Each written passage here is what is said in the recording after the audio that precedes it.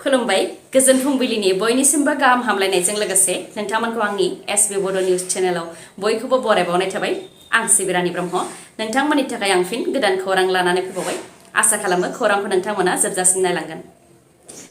फोरोंगिरिखौ बिमा बिफानि समान साननाय जायो आरो बिमा बिफाखौ इसोरनि समान साननाय जायो। नाथाय दिनै जोंनो गियान गुन होग्रा इसोरनि समान फोरोंगिरिखौनो हान्थु खेरायनानै फरायसाफोरनि मोखाङाव निमाहा बिनो गोनां जानायखौ नुनो मोन्दों। बे जाथावि जाथाया आसामावनो जादों आरो बेयो गासै फोरोंगिरिफोरखौनो मान होयै खालामनाय जादों। तिनसुकियानि फिलबारि सिनियर सेकेन्डारि फरायसालियाव बे जाथाया जादों।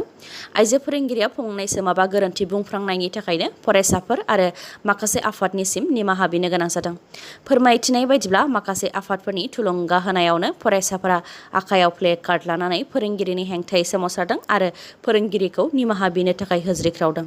जायनि थाखाय सासे आइजो फोरोंगिरिया फरायसाफोर आरो माखासे आफादनि सिगाङाव हान्थु खेरायनानै गोलाव उन्दुनानै निमाहा बिनो गोनां जादों आरो गाव गोरोन्थि बुंफ्रांनाय खोथाफोरखौ बोखांनानै लाफिननो थाखाय फरायसाफोरनि सिगाङाव खावलायनो गोनां जादों। खौरांनि बायदिब्ला फरायसालिनि फिस बांनायखौ लानानै माखासे आफादफोरनि मददाव फरायसाफोरा सोमावसारदोंमोन। बेयावनो आइजो फोरोंगिरिया सोमावसारनायनि हेंथा माखासे फंनैसो खोथा बुंफ्रांदोंमोन। बेखौ लानानैनो फोरोंगिरिखौ निमाहा बिहोदों फरायसा आरो आफादफोरा। गुबुन फारसेथिं फरायसालिनि फोरोंगिरिफोरा फोरमायथिनाय बायदिब्ला फरायसालिनि फिस बांनायखौ लानानै खेबसेबो फरायसाफोरा एडमिनिस्ट्रेसनजों सावरायाखै।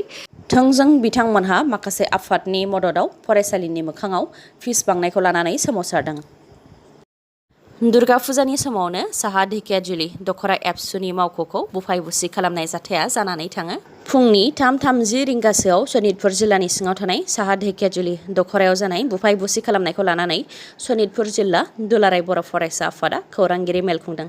बिथांमोनहा फोरमायथिनाय बायदिब्ला बाथासिपुराव जानाय दुर्गा फुजायाव गुबुन गुबुन ओनसोल जेरै उदालगुरि, माजबाद, टंला आरो बायदि बायदि जायगाफोरनिफ्राय लाइमोनफोरा फैनानै सोरखारनि कभिड-19नि नेमखान्थिखौ फालियालासे हरनि 2:30 रिंगासिमहालागै जौ जुवा, फेग्रा मुवा बायदि बाहायनानै दावराव दावसि खालामबाय थानायखौ साहा ढेकियाजुलि दख'रानि मावथिफोरा हेंथा हैनो थांदोंमोन। बेखौ लानानैनो एबसुनि माखासे मावथिफोर आरो माखासे सुबुंफोरनि गेजेराव दावराव दावसिया जानानै थांदों। बेनि अनगायैबो माखासे सुबुंफोरा साहा ढेकियाजुलि दख'रानि मावख'आव फैनानै मावख'नि माल माथा जेरै चेयार, टेबोल बायदिफोरखौ बुफाय बुसि खालामफैदों।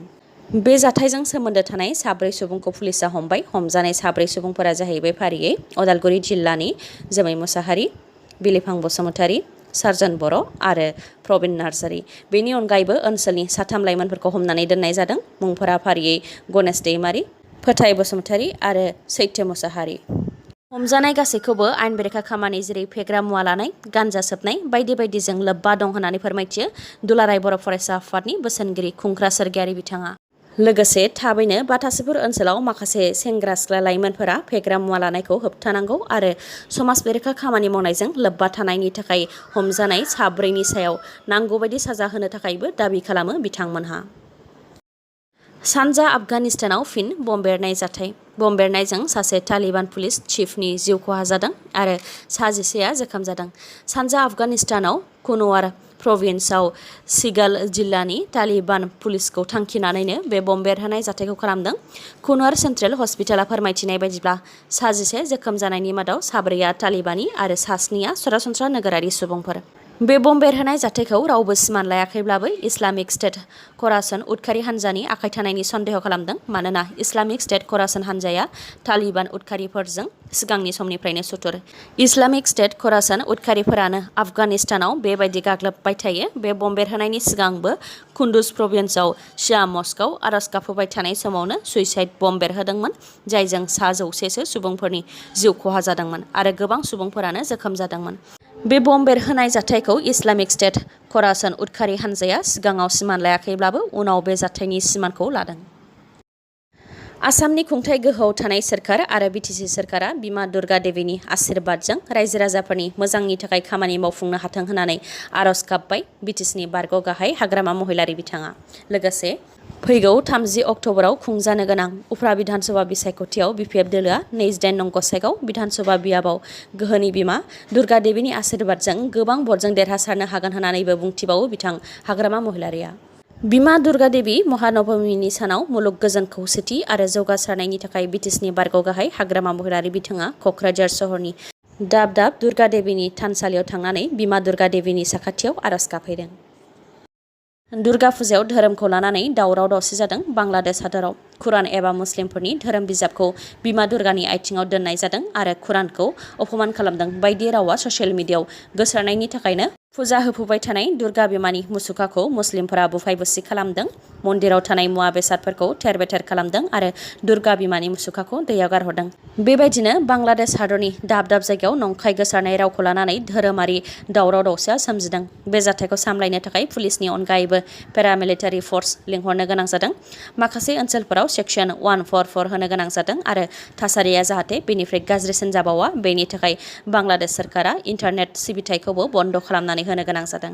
बे जाथायाव गासै 3 सुबुंनि जिउ खहा जादों। चानपुर हाजीगन्ज शुमुलियायावनो जादों बे जिउ गोमानाय जाथाया। जिउ गोमानायनि अनगायैबो बे ओनसोलाव 60 सुबुंफोरा जोखोम जादों। नान'आ दिहिरपार ओनसोलाव 52 सुबुंनि जोखोम जादों। कुरिग्रामनि उलिपुराव आइ दुर्गानि थानसालिखौ गोबां बुफाय बुसि खालामनायजों लोगोसे गंसे थानसालिखौ अर सावनानै होदों। बेनि अनगायैबो गोबां ओनसोलफोरावनो बेबायदिनो धोरोमनि दावराव दावसि जादों। बे जाथायखौ लानानै बांलादेश हिन्दु इउनिटि काउन्सिलाव फोरमायथिनाय बायदिब्ला थांनाय 24 घन्टायाव बांलादेश हादराव मा जालांखो बेखौ फोरमायस हाया आरो बे 2021 मायथाइनि दुर्गा फुजाखौ माब्लाबाबो बावनो हानाय नङा होननानै फोरमायथियो बिथाङा। आसाम आरो इउपि बायदि रायजोआव जेराव सुबुं अनजिमा बांनायखौ खम खालामनो थाखाय सोरखारा 2 गथ' खांनाय पलिसिखौ लाबोनो थांखि लादों, बेनि उल्थायै मिज'रामाव सुबुं अनजिमाखौ बांहोनोसो थांखि लादों। मिज'रामनि स्पर्ट्स मिनिस्टार रबार्ट रमाया रयटे बिथाङा गावनि बियाब सानजा आइजल 2आव बयनिख्रुइबो बांसिन फिसा खांनाय बिमा-बिफा गासै 17नो 2,50,000 राङै गथायदों लोगोसे हामलायनाय बिलाइ राननानै होदों। थांनाय जुन दानावबो नगरबी मुंनि सासे रान्दि आइजो जायना 15 फिसा दङ, 15नि मादाव 7नियानो हौवासा गथ'फोर, बिथांनो सेथि बान्था महरै 1 लाख रां बान्थाखौ होदों। नैथि बान्था महरै लियानथांगी मुंनि रान्दि आइजो जायना 13 फिसाफोर दङ, बिथांनो 30,000 रांनि बान्थाखौ होदों आरो 2 आइजो आरो सासे हौवा जायना 12 फिसाफोर दङ, बिथांमोननो थामथि बान्था महरै 20,000 रांनि बान्थाखौ होदों। रिपर्टनि बायदिब्ला 2011 मायथाइनि सेन्सासनि बायदिब्ला मिज'रामाव पार स्कुवेर किल'मिटार सा 52 दङ, जेराव नेसनेल एभारेजआ पार स्कुवेर किल'मिटार सा 94। मिज'रामनि स्पर्ट्स मिनिस्टार बिथाङा फोरमायथिनाय बायदिब्ला मिज'रामाव सुबुं अनजिमा खम जालांनाया मोनसे गिख्रंथाव महर लालांगासिनो दङ, जेराव 2011 मायथाइनि सेन्सासनि बायदिब्ला मिज'रामाव 10,97,000 सुबुंफोर दङ। बेनिखायनो मिज'राम रायजोआव मिज' समाजनि सुबुं अनजिमाखौ फेहेरनो थाखाय बिमा-बिफाखौ थुलुंगा होनो थाखायनो बेबायदि बान्था होनाय हाबाफारि लादों होननानै फोरमायथियो बिथाङा। इनफर्समेन्ट डाइरेक्टरेट (इडि) आ नरा फतेही आरो जेक्लिन फार्नान्डेज बिथांमोननो सामन हरदों। 200 कौटि रांनि मानि लन्ड्रिं केसनि थाखायनो 2 एक्टरनो इडि आ सामनखौ हरदों।